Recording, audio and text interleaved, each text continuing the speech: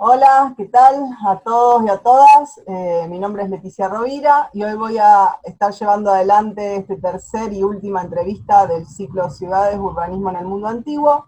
Y en este encuentro tenemos hoy la particularidad de que el presentador y entrevistador de las dos charlas anteriores, el doctor Pablo Jaruf, va a ser el entrevistado.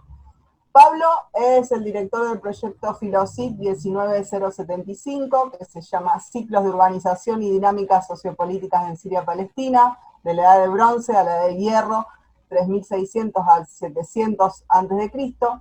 Y este proyecto es el marco del cual nace este ciclo. Bueno, Pablo, el doctor Pablo Jaruf, es doctor en Historia por la Facultad de Filosofía y Letras de la Universidad de Buenos Aires. Actualmente está en el cargo de la Secretaría del Instituto de Historia Antigua de Historia Antigua Oriental, doctor Abraham Rosenbasser, de la misma facultad. Es becario postdoctoral del Instituto Multidisciplinario de Historia y Ciencias Humanas del CONICET. Se desempeña como docente en la Universidad de Buenos Aires, en la Universidad de Luján y también en el Instituto Superior del Profesorado, doctor Joaquín B. González. Bueno, Pablo, ¿cómo estás? Hola, buenas Leticia, ¿cómo andás? Muchas gracias por la extensa presentación. Usted se Uno lo merece. se queda casi sin aliento, habría que poner pausas, mucho trabajo, eso seguro. Bueno, queríamos, o sea, siendo que el ciclo es auspiciado, se podría decir, por el proyecto, podrías contarnos a lo mejor un poco de qué se trata el proyecto, cuál es el objetivo, quiénes lo conformamos y qué actividades, o sea, estamos llevando adelante, cuáles son los planes de futuro, o sea, para darle un marco a lo mejor a este ciclo, que bueno, que hoy cierra con tu entrevista.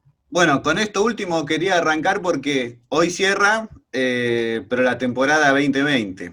Esperamos en el año que viene recuperarlo con otros invitados, otras invitadas, y también ampliar un poco el escenario para hablar de otros espacios y otros periodos. Este proyecto surgió producto de una investigación previa que todavía está en desarrollo, falta simplemente presentar los resultados de un proyecto PIC Raíces del Ministerio, dirigido por Marcelo Campaño, pero con la figura destacada también de Yanir Milevsky. Pues un proyecto PIC Raíces, ¿no es cierto?, que trata de vincular los investigadores que radican en el extranjero. Y ahí estábamos investigando, por un lado, los indicios acerca de urbanismo temprano en la región de Palestina, al sur del Levante, y los vínculos con Egipto. Bueno, a partir de eso se desprendió tratar de hacer un proyecto dirigido por mí, y para esto me presenté en un programa nuevo que salió ya van a ser casi 2 años que se dio la convocatoria a estos proyectos Filosit, donde justamente la idea principal es tratar de incorporar a estudiantes y graduados recientes para que comiencen a realizar sus primeros pasos en la investigación. Y bueno, como venía trabajando el tema del urbanismo, dije, esta es la oportunidad. Me junté ahí con algunos colegas también de la facultad, como el caso de Alejandro Misoni, María Belendaiso y también Augusto Gallubas, para, bueno, tratar de darle más volumen a la propuesta. Y el título que vos mencionabas hace un rato, que es muy amplio, ¿no?, del 3000 hasta no sé cuándo, del 700, claro, justamente, si bien el tema y el problema era común, al sumarnos personas que ya vienen, ¿no es cierto?, investigando en sus propias áreas hace unos meses o años atrás, de esa manera le dábamos cabida a todos. Y a eso se sumaba también la figura de la colaboración externa, y ahí es donde donde apareces vos, Leticia, bueno, de la Universidad Nacional de Rosario, también del Litoral, ahí, la santafesina del equipo, además de la figura casi espiritual de Bernardo Gandulia. No le va a gustar que digamos esto porque él es materialista histórico, ¿no? Pero siempre los marxistas tienen algo también del simbolismo y lo espiritual que es importante. Así que bueno, yo creo que se formó un equipo de gente bastante variado en respecto, digamos, a su formación. Hay gente que, repito, todavía hay estudiantes.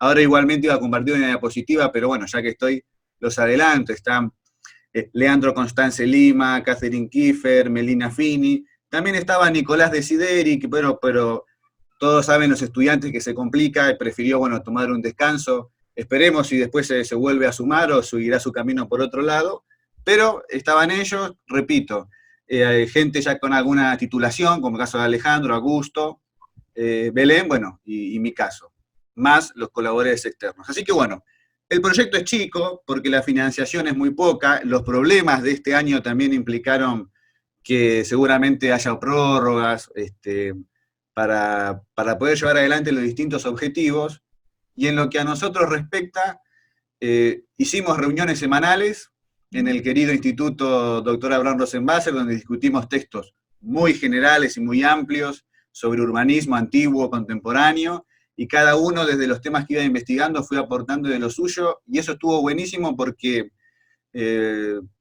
nos permitió conectar con distintas redes para poder acceder no solamente a actividades afuera, sino conocer bibliografía, debates, conceptos, fuentes, y a pesar que, repito, que es un proyecto chiquito y que la idea es que termine a mediados del año que viene, siento que lo que estuvimos haciendo y estuvimos aprendiendo va a tener un valor de acá a largos años, ¿no? Bueno, y para terminar de responder tu pregunta, dentro de esto se engancha el ciclo de urbanismo y ciudades, donde, bueno, hasta ahora pudimos invitar a Ignacio Villagrán y Marcelo Campaño, que, bueno, cada uno a su modo creo que contribuyó con ideas y con conceptos, y la idea es seguir por este camino hasta, bueno, hasta cuando se termine.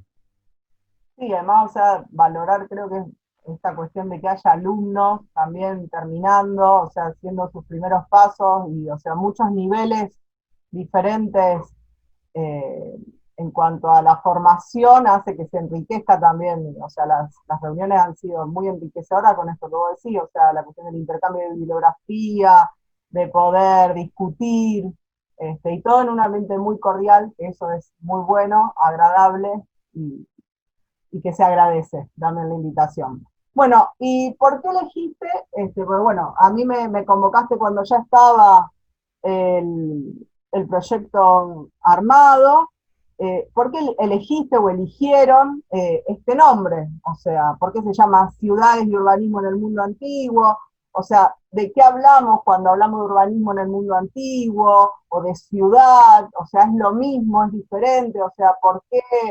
O sea, para que o sea, los demás, los que nos están escuchando, sepan cuál es bien el recorte y por qué se dio de esta manera. Ok, ahí va. Ahí Perfecto. va.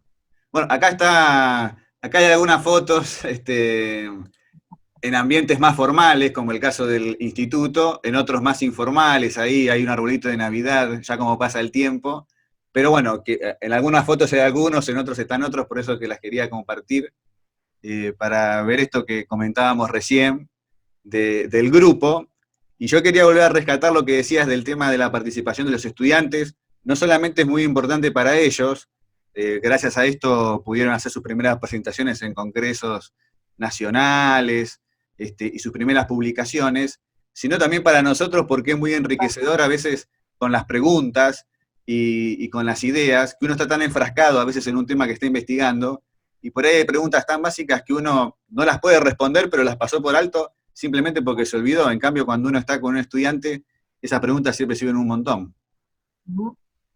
De acuerdo, totalmente.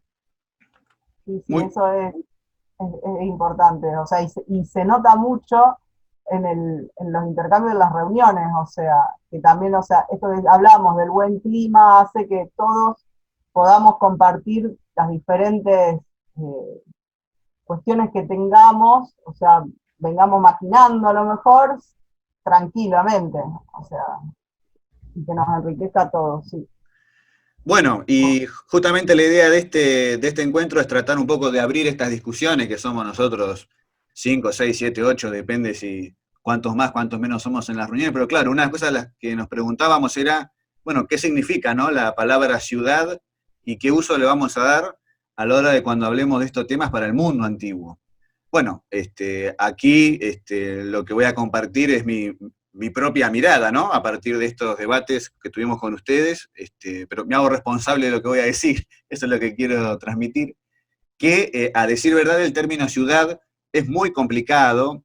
Es muy complicado porque es un término que forma parte del habla común, que tiene su propia historia, ya una historia milenaria, que viene, ¿no?, de la Europa mediterránea, del término civitas, de latín, y que tiene que ver mucho con el tema de este, digamos, colectivo de ciudadanos, ¿no?, que daba identidad política, institucional, a un asentamiento, a una ciudad propiamente dicha, y que, bueno, tuvo después su desarrollo, fue cambiando naturalmente de significado en cada uno de los contextos, en Italia, en Francia, en otras partes del mundo europeo, y que, a decir verdad, también existen otros términos que uno a veces encuentra en la bibliografía, en francés, en inglés o en alemán, en el caso de francés, el caso, por ejemplo, de ville, o en el caso del inglés de town, pero que muchas veces no parece tener una equivalencia directa con respecto a una ciudad, ¿no? Entonces ahí hay una pluralidad de términos, pero que viene desde el trasfondo europeo y que pocas veces, digamos, coincide con lo que uno puede encontrar en otro espacio geográfico y en otros periodos, ¿no? Y para colmo, los debates en la actualidad, cuando se quiere hablar de ciudades y de urbanismo en el mundo antiguo, se realizan básicamente en lenguas europeas, fundamentalmente en inglés y en francés. Entonces, claro, hay un peso muy grande, ¿no?, de lo conceptual desde el punto de vista europeo para hablar de qué es y qué no es una ciudad, tanto en el mundo contemporáneo como en el mundo antiguo. A ver, si uno se va para el escenario que nos interesa a nosotros, que es el cercano Oriente Antiguo, aquí tenemos algunos términos nativos que se han traducido como ciudad. Es el caso del sumerio Uru y el caso del acadio Alum, y que es un término de uso bastante común, bastante extendido, y por momentos un tanto ambiguo, pues la mayoría de las veces se utiliza para referirse a cualquier tipo de asentamiento. No solamente aquel tipo de asentamiento que hoy nosotros consideraríamos como una ciudad, sino también otros que tendrían más bien una apariencia aldeana. Pero además, este término también aparece asociado a veces con un territorio sobre el cual existe una jurisdicción, ¿no?, sobre el cual se ejerce una cierta forma de dominio político, y a veces incluso como una institución de gobierno. Esto es muy conocido el caso del periodo paleoasirio, en la ciudad de Ashur, ¿no? Entonces es un término bastante polivalente, que también tiene su propia historia, en el caso del cercano Oriente Antiguo, pero no es el único, porque después en los documentos en acadio uno encuentra otros términos, también en la famosa ciudad costera del norte de Siria, de Ugarit, y después en lo que respecta a Ebla, que es muy temprano, en el tercer milenio, también en Siria, se utilizaba otro sumerograma, no Uru, sino otro que es Ki, que se traduce normalmente como lugar, pero que aquí en Ebla se utilizaba también para hablar de los asentamientos de cualquier tipo, ¿no? Grandes asentamientos amurallados como la propia capital, pero también asentamientos muy pequeños de apariencia rural. Con lo cual, muchos investigadores tienen muchos cuidados a la hora de traducir directamente estos términos, ya sea a ciudad o algún otro término en lengua europea, como veíamos, como el caso de town, en inglés, ¿no es cierto? A ver, eso con respecto al tema de ciudad. Con respecto al concepto de urbanismo, aquí este término se presenta como bastante más neutral, por lo menos esa es mi impresión, porque en realidad es un término técnico, académico, ¿no?, que recién se comienza a utilizar a fines del siglo XIX, también en un contexto europeo. La palabra viene de urbs, también viene del mundo del latín, pero cuando uno habla de urbanismo, ¿no es cierto?, en la contemporaneidad, suele referirse a un sistema jerárquico en donde existen distintas formas de asentamiento, cada una de ellas especializada en alguna función, y naturalmente que eso da lugar a una fuerte independencia, ¿no?, interdependencia, que es lo que explica que sea un sistema. Yo acá comparto cosas muy esquemáticas, el famoso modelo de anillos hexagonales, ¿no?, para hablar de la teoría del lugar central, que fue aplicado y sigue siendo aplicado en los estudios sobre el cercano Oriente Antiguo, pero también está otra pirámide, en inglés, ¿no?, de distintos asentamientos, lo cual permite ilustrar esta idea de una jerarquía y cómo la ciudad o los grandes centros urbanos se ubican, ¿no?, en la cima de ese sistema de asentamientos jerárquicos. Claro que estas aproximaciones son lo que en arqueología se llamaría como un tanto procesuales. Hoy por hoy, para hablar de urbanismo, también se apela mucho al campo de la fenomenología, todo lo que tiene que ver con la percepción, lo que tiene que ver con el paisaje, con el espacio, pero también, ¿no es cierto?, con ese habitar y experimentar ese lugar. Pero bueno, las perspectivas no son contradictorias, sino que son complementarias. En función de esto es que quisimos comenzar a hablar de ciudades y de urbanismo, ¿no?, para el mundo antiguo. Claro que estas aproximaciones son muy abstractas, muy generales. Para el caso del cercano Oriente Antiguo, hay una serie de particularidades que podríamos decir caracterizan a estas ciudades. Aquí lo que predomina es el modelo mesopotámico, porque bueno, fueron los asentamientos más y mejor estudiados a lo largo de lo que es la historia de nuestra disciplina, y un elemento que muchas veces toma en consideración para poder hablar de ciudades propiamente dichas en este escenario es la existencia de murallas y de otros sistemas defensivos, ¿no?, que rodean estos asentamientos, en cuyo interior había templos o santuarios, y a veces también palacios, ¿no?, o un complejo de edificios donde residía el gobernante o la familia gobernante. A todo esto se suma que es un lugar donde solía haber formas de registro, particularmente la escritura, además de el hallazgo de bienes de prestigio y obras de arte. Pero bueno, estos serían los elementos que uno esperaría encontrar en una ciudad en Mesopotamia y a más grosso modo en el cercano Oriente. Claro que ese asentamiento a su vez debería ser el centro, ¿no?, de un sistema jerárquico de asentamientos para poder hablar entonces de urbanismo. Digo que esto es un modelo aproximativo muy general porque justamente cuando nos metemos con el caso de Siria-Palestina comienzan a aparecer las variables, pero por lo menos es un buen punto de partida para comenzar a pensar. De ahí venía el tema de ciudades y urbanismo, Leticia. Ah, bárbaro. Creo que quedó clarísimo. Y también, o sea, lo que me hizo acordar es de Gilgamesh, cuando habla, o sea, de las murallas, que es así como el, la cuestión que se nos viene, creo que a todos los que estudiamos Oriente Antiguo a la mente, muy, muy repentinamente, esta cuestión de Gilgamesh y las murallas. Pero bueno, Pablo, y entonces vos estabas diciendo, o hablaste de esta cuestión de las experiencias urbanas en general, pero vos te especializás o querés indagar más profundamente todo lo que tiene que ver con las experiencias urbanas en Siria y Palestina. ¿Cuáles son? ¿Nos podés contar? O sea, ¿cómo las datás? O sea, ¿en qué época se pueden datar? ¿Dónde se ubican dentro de la cuestión más gráfica? Y obviamente cuáles son las características particulares que tienen estas experiencias de Siria y Palestina. Bueno, sí, acá pasé de diapositiva.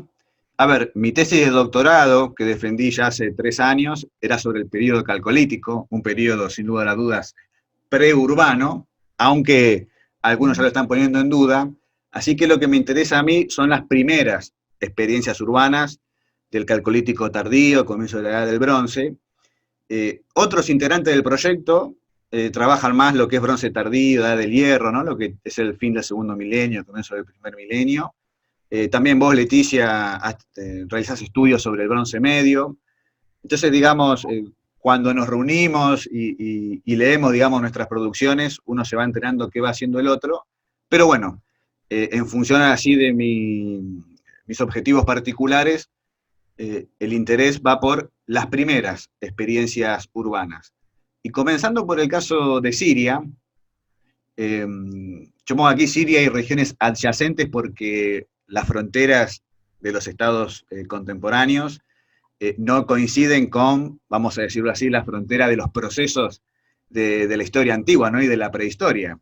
Hay cosas que, por ejemplo, pasan en Turquía que tienen mucho en común con lo que pasa en Siria, a pesar de que hoy son dos países distintos. Esto es producto de la historia política del último siglo, siglo y medio de esta región. Pero bueno, volviendo al tema que nos interesa, primera urbanización en Siria, se solía considerar a estos sitios que aparecen ahí en círculo colorado, sitios con cultura material Uruk, una cultura originaria del sur de la Mesopotamia, como el primer periodo de urbanización, que más o menos era del año 3500 en adelante, ¿no? Durante el cuarto milenio antes de Cristo.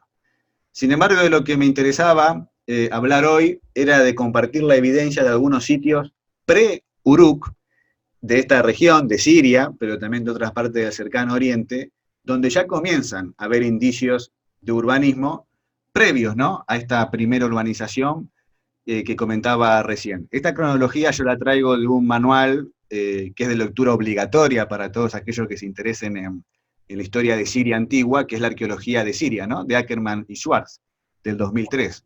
Ya han pasado algunos años, algunas cosas se podrían revisar en lo que respecta a la cronología, pero todo lo que tiene que ver con el marco general para comenzar a entender los procesos fue gracias a este libro que yo pude comenzar a entenderlo.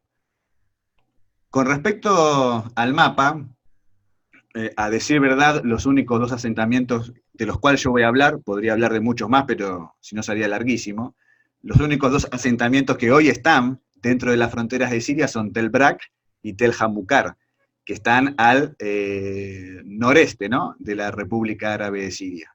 Pero también quería hacer mención a dos sitios que están ahí cerca, el caso de Tepe Gaura, que está en el norte de Irak, o de Arslan Tepe, que está en Turquía, y a esto sumarle algunas mínimas referencias a qué es lo que estaba pasando en Palestina, particularmente en el sitio de Ain Asawir y de Tel Erani, y menciono también aquí Uruk, porque como repito, es el sitio, digamos, paradigmático para hablar de urbanismo temprano en el cercano oriente. Vos también acabás de mencionar al famoso Gilgamesh, justamente rey de la ciudad de Uruk, ¿no?, donde estaba ambientado ese famoso poema. A ver, comenzando por Arslan Tepe, que hoy está en Turquía, ya para comienzos del cuarto milenio antes de Cristo, tenemos una serie de evidencias muy interesantes. El sitio en sí es muy pequeño, es un montículo, como la gran mayoría de los sitios arqueológicos del cercano oriente, un montículo artificial, resultado de la ocupación permanente a lo largo de siglos y milenios, pero justamente en los estratos, que en la terminología, esto está trabajado por una serie de arqueólogos italianos dirigidos por una arqueóloga, en la fase 7, datada en la primera mitad del cuarto milenio, aparecen una serie de estructuras monumentales, muy posiblemente templos, asociadas a una gran cantidad de cuencos elaborados a torno, ¿no?, de cuencos bastante rústicos, estandarizados, y además una enorme cantidad de lo que se llaman cretulae, que son las impresiones en arcilla, que se ve que se guardaban como una forma de registro, y este mismo tipo de evidencias, cuando aparecieron en su momento en el famoso sitio de Uruk, al sur de la Mesopotamia, se lo relacionó con prácticas de redistribución, ¿no? O sea, de centralización y redistribución, en este caso de alimentos. Y muy posiblemente este era el mismo fin al que se dedicaba en el caso de Arslan Tepe. Lo que pasa es que estamos hablando ahora de siglos antes, ¿no?, de lo que sucedía en Uruk. En el mismo sitio, pero ya para la segunda mitad del cuarto milenio, vemos una serie de fuertes cambios en lo que respecta a la organización del espacio. En esta parte donde habían estas estructuras monumentales aparece todo un complejo con distintas salas, en donde además de la evidencia que veíamos, se le suma la presencia de objetos de prestigio, de objetos de culto. Algunos hablan aquí ya de la emergencia de una élite, ¿no?, de una élite que estaría a cargo, ¿no?, de la administración de estas redes de redistribución, lo que supone naturalmente a su vez alguna forma de tributación. Aquí hay otra diapositiva donde se puede, a partir de las reconstrucciones en 3 dimensiones, ver un poco más cómo era este complejo multifuncional de edificios, y el hallazgo de una serie de vasijas bastante grandes de almacenamiento, y una vez más estos cretulae, ¿no?, estas impresiones en arcilla, a veces con representaciones figurativas que dan cuenta, repito, de alguna forma, ¿no?, de administración y redistribución de los recursos. Pasando ahora un poco más hacia el este, en la localidad de Tepegaura, hoy al norte de Irak, también hay evidencias que incluso son más tempranas, es otro sitio muy pequeño, y para fines del quinto milenio antes de Cristo hay también un complejo de edificios, aunque aparentemente con una función ritual, y en los niveles posteriores, en la transición al cuarto milenio, también hay una fuerte reconfiguración del espacio, aparece una casa circular de 2 niveles en el centro, y a partir de esto algunos han comparado el desarrollo de lo que se daba en Arslan Tepe con este de Tepe Gaura, de un primer asentamiento centrado en un complejo de edificios quizás de función ritual, pero posteriormente la emergencia, ¿no?, de una élite, de una familia, de un linaje que aparentemente pasan a ocupar esta posición central.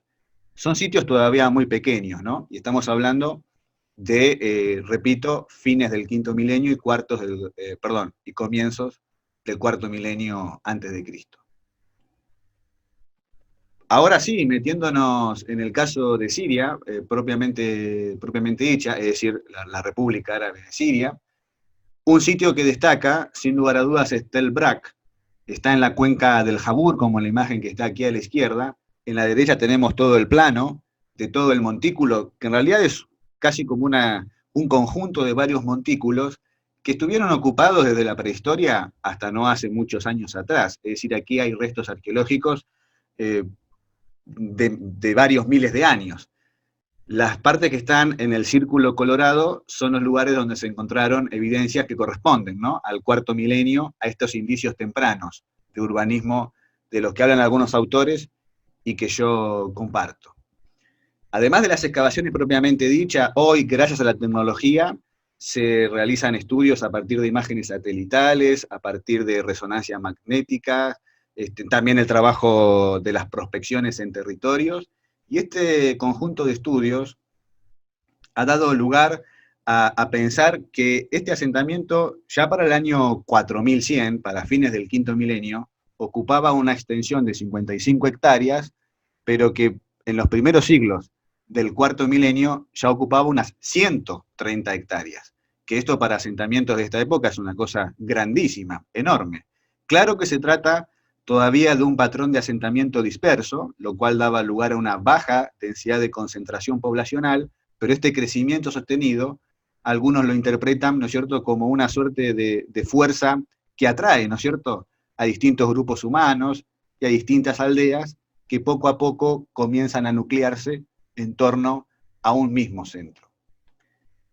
De las áreas que se han excavado y se han encontrado evidencias para fines del quinto milenio y comienzo del cuarto milenio, está el área TW, y allí aparecen enormes edificios con varias salas, y al interior de alguna de estas salas amplia evidencia sobre la producción especializada de vasijas cerámicas, vasijas de piedra, herramientas líticas también, bueno, cuentas y distintos objetos que uno podría interpretar como que son bienes de prestigio, también indicios de una importante industria textil que coincide con los restos faunísticos en donde abundan los restos de ganado ovicaprino, y una vez más la presencia de una enorme cantidad de estas cretulae, ¿no es cierto?, impresiones en arcilla con imágenes de sellos que dan cuenta de formas de administración. Repito, estamos hablando entre fines del quinto milenio y comienzos del cuarto milenio, con un sitio que, repito, en términos de hectárea, es bastante grande, enorme para las escalas de la época. Ya más adelante, durante todo el cuarto milenio, hay otra parte del asentamiento que no es la del área TW, sino en este caso un poco más al sur, donde apareció un famoso templo, en inglés Eye Temple, donde además se encontraron un montón de estas figurinas tan características y particulares que no solamente se encontraron aquí, sino en otras partes de Siria e incluso de Irak.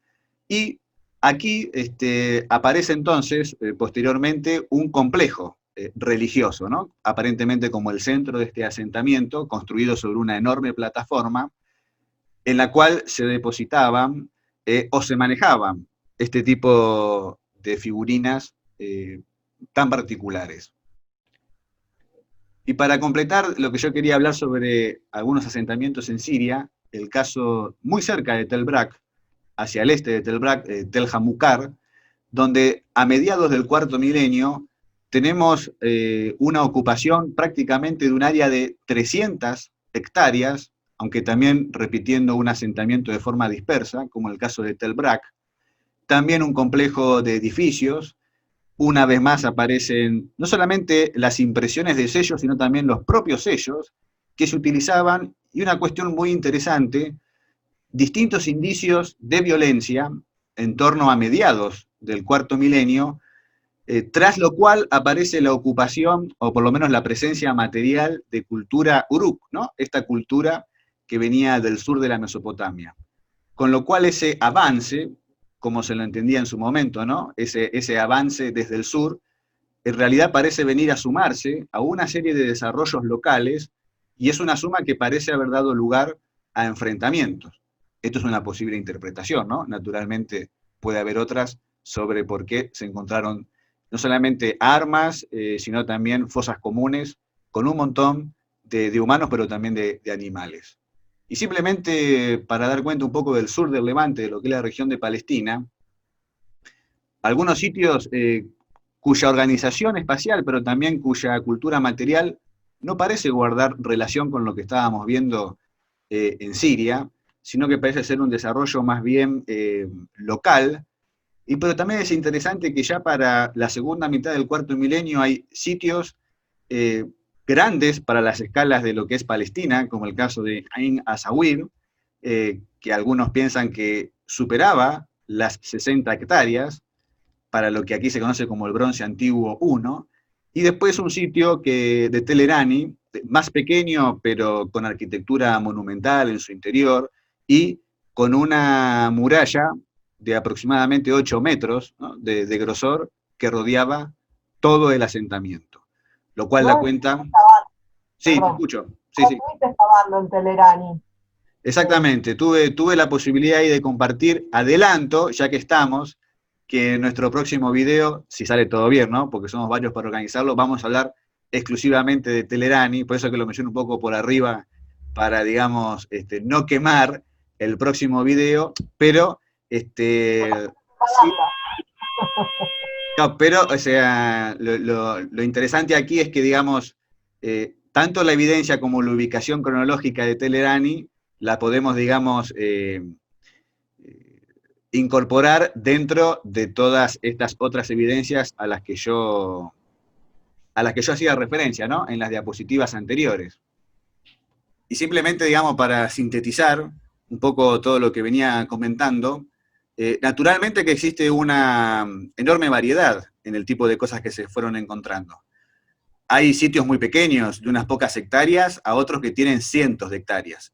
O hectáreas que están ocupadas de distinta manera, ¿no? Pero también vemos que con el correr del tiempo hay fuerte modificación en la organización del espacio, y esta cuestión que tiene que ver con estos complejos, que primero parecen tener una función más religiosa y después profana, o viceversa, que también coincide con cambios significativos en la cultura material, posiblemente tiene que ver también esto con el movimiento de las poblaciones, y algunos sitios que fueron abandonados de forma definitiva y después nunca más se ocuparon, y otros que sí se reocuparon de distinta manera en distintos periodos, con lo cual es bastante variada la evidencia. A pesar de todo ello, hay algunas tendencias comunes que apuntan a una forma de centralización, de especialización, como veíamos en Telbrac, ¿no? La producción de bienes especializados posiblemente a cargo de trabajadores versados en esas profesiones, y la jerarquización, es decir, estos lugares, más allá quizás del poco tamaño que tenían, lograban centralizar una serie de recursos y después redistribuir, lo cual uno le permite pensar quizás que había una forma de subordinación con respecto a las aldeas o poblaciones seminómades de las inmediaciones. Si uno suma estas distintas tendencias y las piensa a partir de lo que comentábamos antes, podría entonces comenzar a hablar ya de un urbanismo incipiente, de un urbanismo temprano, como por ahí es preferible llamarlo. Algunos hablan de un protourbanismo, aunque claro, todavía no aparecen las ciudades, o por lo menos no las ciudades según el modelo mesopotámico que yo había comentado un tiempo antes. Atención, porque después cuando comiencen a aparecer las ciudades, también presentan fuertes diferencias dependiendo de la región, ¿no? Entonces, cada uno de estos desarrollos regionales y locales tempranos, después imprimen ciertas características propias que hacen que tanto los sistemas urbanos como las ciudades tengan características específicas dependiendo de la región. Bueno, esto es lo que quería comentar, Leticia, con respecto a lo que yo venía investigando y a lo que tengo pensado, ¿no? Continuar investigando de aquí en adelante para tratar de lograr, digamos, una mejor conceptualización y tratar de entender mejor estos procesos que estaban sucediendo en la región de forma independiente, pero a veces incluso anterior a lo que sucedía en el sur de la Mesopotamia y particularmente en el caso del sitio tipo de Uruk. Ah, perdón, antes de darte de vuelta la palabra, con respecto a Uruk, quería decir este sitio del sur de la Mesopotamia, que también llega a tener un gran tamaño, pero recién para fines del cuarto milenio. El enorme salto lo da a comienzo del tercer milenio, cuando ya tiene aproximadamente 600 hectáreas. Pero atención, esto es una particularidad de Uruk, porque hay realmente muy pocos sitios en la Mesopotamia que hayan llegado a este tamaño. Posiblemente Lagash era el más parecido, pero después hay otras ciudades muy importantes de la Mesopotamia, como el caso de Kish o el caso de Ur, que durante el tercer milenio eran realmente bastante pequeños si se lo compara con Uruk, pero que se podría comparar tranquilamente con las dimensiones que uno conoce para Siria-Palestina. Y el caso de Ur, yo aquí puse el tamaño para la fase más temprana, ¿no?, de la historia sumeria, pero para la tercera dinastía de Ur, que era la capital, vamos a llamarlo, de un estado territorial, o a veces se lo llama imperio, era una ciudad que tenía 90 hectáreas. Importante, ¿no es cierto?, pero que aún así estaba todavía muy lejos de lo que había tenido Uruk 1000 años antes. Pero bueno, lo interesante aquí es tratar de pensar a Uruk, digamos, como una manifestación singular de esta serie de tendencias comunes que aparentemente compartían distintas regiones del cercano oriente. Ahora sí, Leticia, con eso terminé esta parte. Bueno, y vos entonces estuvimos hablando a partir del título del proyecto para poder desarrollarlo sobre, bueno, qué es una ciudad, cómo se puede definir urbanismo, pero hay otro término que está englobado, o sea, que está en realidad en el título, que engloba tanto a las ciudades como el urbanismo, que es la cuestión del concepto de ciclos. Entonces, ¿por qué ciclos? O sea, ¿cómo lo podrías definir o caracterizar? Y por qué también eso, la utilización de este término, como para dar un cierre, o sea, a los conceptos más importantes que son claves para el proyecto. Sí, bueno, el término, el concepto ahí de ciclo es muy importante, se usa de forma común en la disciplina, porque, claro, hay momentos de crecimiento, no solamente en la cantidad de los sitios urbanos, sino en su propio tamaño, y sitios, perdón, y periodos de decrecimiento, ¿no?, donde las tendencias parecen ser inversas. A ver, la idea de ciclo entiendo yo que viene de, del campo de la economía, y siempre se lo trata de pensar, ¿no?, como estas líneas onduladas donde hay una cima que representa, digamos, el punto de auge de un crecimiento, después una fuerte caída y una lenta recuperación. Esta es la imagen, digamos, más tradicional y sistemática de lo que se entiende por ciclo. En el caso de lo que nos interesa a nosotros, para el cuarto milenio y para el tercer milenio, ya para la Edad del Bronce, se suele hablar de dos ciclos de urbanización. El primer ciclo, el que yo mencionaba con respecto a los sitios de Uruk, donde aparecen en Siria, uno muy famoso es Jabuba Kabira en el Éufrates, pero bueno, también en Tel Brak, como yo hacía referencia anteriormente. Tras este primer ciclo de urbanización habría una desurbanización, inmediatamente a partir del 3000 a.C. en adelante, y después una lenta recuperación que daría para mediados del tercer milenio y los siglos posteriores una segunda fase de urbanización, en donde ya destacan los asentamientos, por ejemplo, de Ebla, que está al suroeste de la meseta de Alepo, en Siria, y Emari, que también hoy forma parte de la República Árabe Siria, pero que está en el Éufrates a mitad de camino entre lo que es la Mesopotamia meridional, ¿no? Y estos otros sitios del Éufrates medio. Esta sería, digamos, la segunda fase de urbanización o segundo ciclo de urbanización. Pero, a decir verdad, los últimos años, en esta fase de aparente desurbanización entre un ciclo y otro, entre el año 3000 y el 2500, aparecen también una serie de indicios que permiten poner en duda que realmente haya habido una desurbanización. Para el caso del Éufrates medio, hay sitios que, si bien son más pequeños, todavía poseen características que uno vincularía con el urbanismo, como vimos antes, el tema de la centralización, de la jerarquía, de la especialización, como el caso de Jalagua. Para partes de lo que hoy es los Altos del Golán, también hay asentamientos circulares bastante extraños, a decir verdad, pero que comienzan a amurallarse.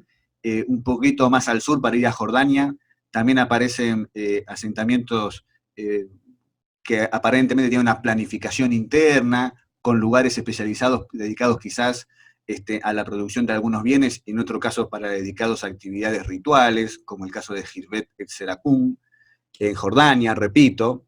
Y para lo que es el territorio de Palestina, al sur del Levante, tenemos, por ejemplo, sitios que se encuentran hoy en el Estado de Israel, como el caso de Tel Yarmut, donde aparecen construcciones de tipo palaciales, también entre el año 2800-2400 a.C. aproximadamente, lo que es el Bronce Antiguo 3, y también un poco más al sur, al norte del desierto del Negev, sitios como Arad, que también aparecen amurallados. Es decir, toda una serie de indicios que apuntan a que esta fase de depresión no parece haber sido tal, y a su vez aparecen, digamos, distintas regiones, distintos lugares, con ritmos propios, con características propias, que quizás ameriten revisar fuertemente esta idea de dos ciclos de urbanización tan claramente demarcados. Claro que parecen haber existido ciclos, pero parecen haber tenido, digamos, una incidencia, una escala menor, local,